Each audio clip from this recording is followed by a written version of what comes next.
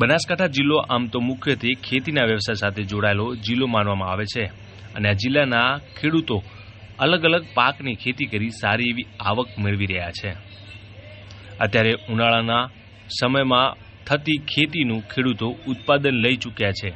અને ચોમાસા સિઝનની તૈયારી પણ કરી રહ્યા છે। ખેડૂતો પોતાના ખેતરમાં ખેડ કરી ચોમાસા પાકનું વાવેતર શરૂ કરી દીધું છે।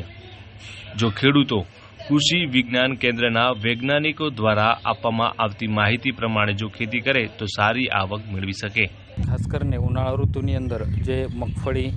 ત્યારબાદ બાજરી છે, શાકભાજીના પાકો છે, ત્યારબાદ શકરટેટી તરબૂચ છે, એવા પાકોનું વાવેતર ઉનાળા ઋતુની અંદર કર્યા બાદ હવે એ સિઝન જ્યારે પૂરી થાય છે ત્યારે હવે હાલમાં આપણે ચોમાસા ઋતુ દરમિયાન બનાસકાંઠા જિલ્લાની અંદર ખાસ કરીને જે ખેડૂત મિત્રો છે એ ખેડૂત મિત્રો જે મગફળીનું પાક હોય, ત્યારબાદ શાકભાજીના જે પાકો છે, બાજરીનું પાક છે અથવા જે કઠોળ વર્ગના જે પાકો છે એનું વાવેતર મોટા પાયા ઉપર જે છે એ કરતા હોઈએ છીએ। તો એ પાકોની અંદર ખાસ કરીને હાલમાં જે જમીનની તૈયારી છે એ હાલમાં ખેડૂતોને ત્યાં જોવા મળતી હોય। તેની અંદર ખેડૂત મિત્રોએ ખાસ કરીને જમીનને ખેડ વગેરે કરી હવે વરસાદની રાહ જોશે અને આ વખતે વરસાદની જે આગાહી છે એ પ્રમાણે સારો એવો વરસાદ આ વખતે ચોમાસા દરમિયાન આપણને મળશે, આવશે આપણા વિસ્તારમાં, એવી આશા રાખી ખેડૂતો એ રીતે જ આયોજન આપણે આ ચોમાસા ઋતુમાં આપણે કરવાની જરૂર છે। જેની અંદર ખાસ કરીને શરૂઆતના તબક્કામાં જ્યારે વાત કરીએ તો જે મગફળી જેવા પાકો છે એની અંદર આપણે જે પાટલા પદ્ધતિ છે કે બેડ ઉપર એનું વાવેતર આપણે કરવું પડશે, જેથી જો વરસાદ વધુ થવાના કારણે જો પાણી ભરવાથી આપણું જે પાકમાં થતું નુકસાન છે તમે બચાવી શકો। ત્યારબાદ શાકભાજીની અંદર પણ એ રીતે પાળા પદ્ધતિનો ઉપયોગ આપણે કરીને વાવેતર કરવાની ખાસ જરૂર છે।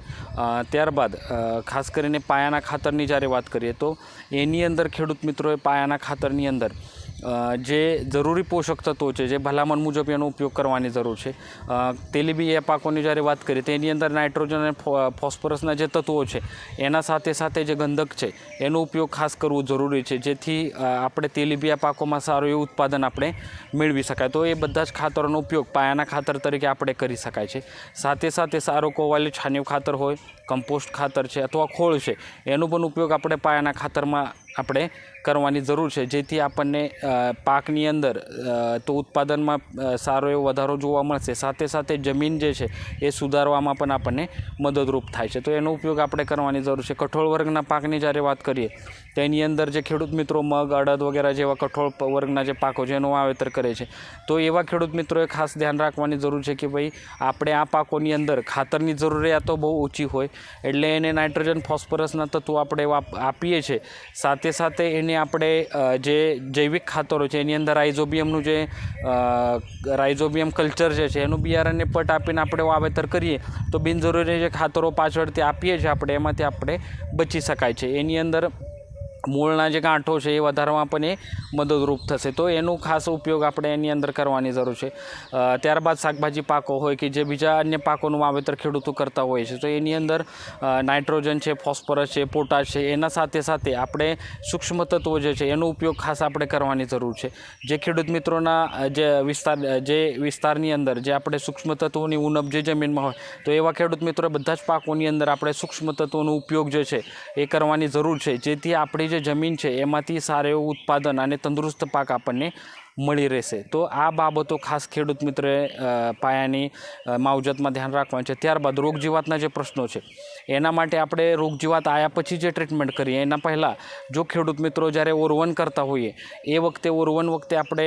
પાણી સાથે ટ્રાઇકોડર્મા અને સુડોમોનાસ જે છે એ બેક્ટેરિયા આપણે 1 કિલો પ્રતિ એકર પ્રમાણે આપી શકાય છે, અથવા 100 કિલો છાણિયા ખાતરમાં આપણે 1 કિલો ટ્રાઇકોડર્મા મિશ્ર કરી એને આપણે જો ખેડ પહેલાં ખેતરમાં પૂંકી દઈએ છીએ તો એની અંદર પણ આપણને જે ફૂગના જે પ્રશ્નો છે એમાંથી આપણે બચાવ કરવામાં ખૂબ જ મદદરૂપ થાય। તો આવી જે પદ્ધતિઓ છે એનો ઉપયોગ આપણે ખાસ શરૂઆતના તબક્કામાં કરવાથી ચોમાસા ઋતુમાં જે રોગ જીવાતના પ્રશ્નો આવતા હોય એમાંથી આપણે બચી શકાય। મગફળીની અંદર કે એમાં જે ડોળના કે જીવાતના જમીનજન્ય જે જીવાતોના પ્રશ્નો આવતા હોય એની અંદર આપણે મેટારાઇઝિયમ જે આવે છે એ 1 કિલો 1 એકર પ્રમાણે આપણે ઉપયોગ કરવાથી પણ સારા પરિણામો આપણને મળશે અને આવા વાતાવરણમાં, ભેજવાળા વાતાવરણમાં એનું જે પ્રમાણ છે જમીનની અંદર